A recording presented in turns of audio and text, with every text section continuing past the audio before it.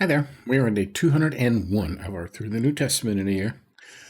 Now, yesterday, Paul went back to Jerusalem against everybody's advice, and they arrested him.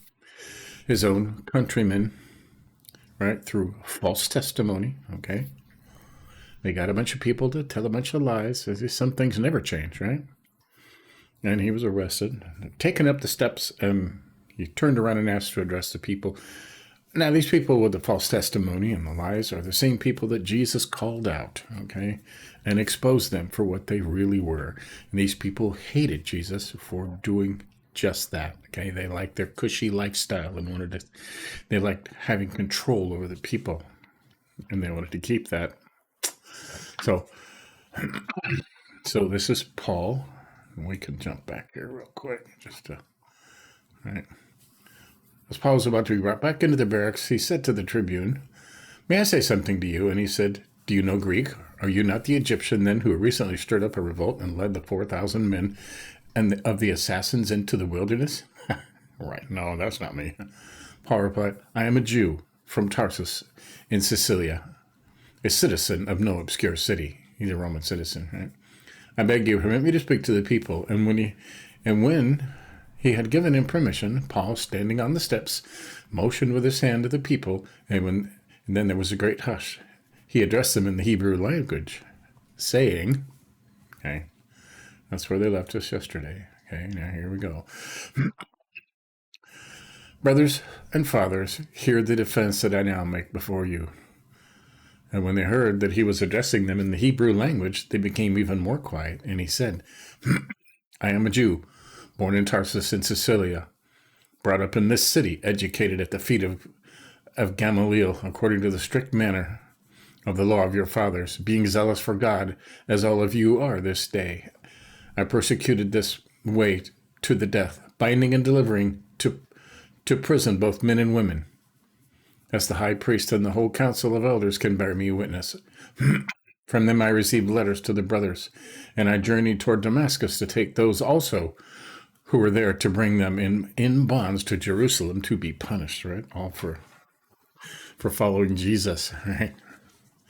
As I was on my way and drew near Damascus about noon, a great light from heaven suddenly shone around me, and I fell to the ground and heard a voice saying to me, "Saul, Saul, why are you persecuting me?" And I answered, "Who are you, Lord?" And he said to me, "I am Jesus of Nazareth, whom you are persecuting." Now those who were with me saw the light, but did not understand the voice of the one who was speaking to me. And I said, "What shall I do, Lord?" And he said to me, "Rise and go into Damascus. There you will be told all that is appointed for you to do."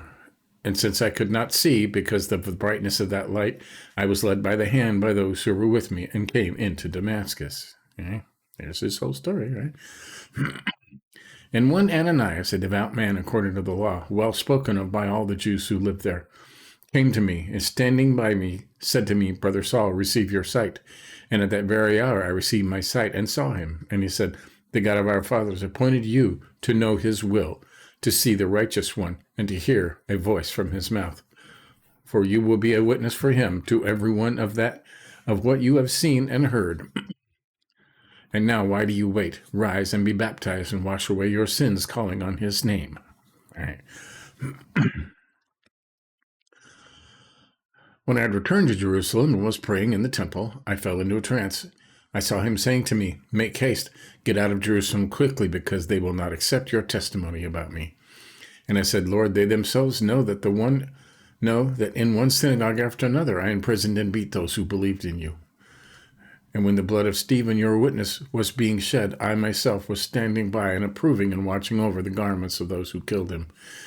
And he said to me, "Go, for I will send you far away to the Gentiles."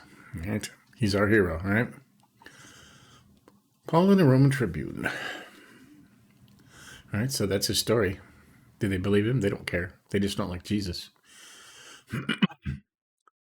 Up to this word they listened to him. Then they raised their voices and said, "Away with such a fellow from the earth, for he should not be allowed to live." And as they were shouting and throwing off their clothes and flinging dust into the air, the tribune ordered him to be brought into the barracks, saying that he should be examined by flogging. Examined by flogging, wow. To find out why they were shouting against him like this.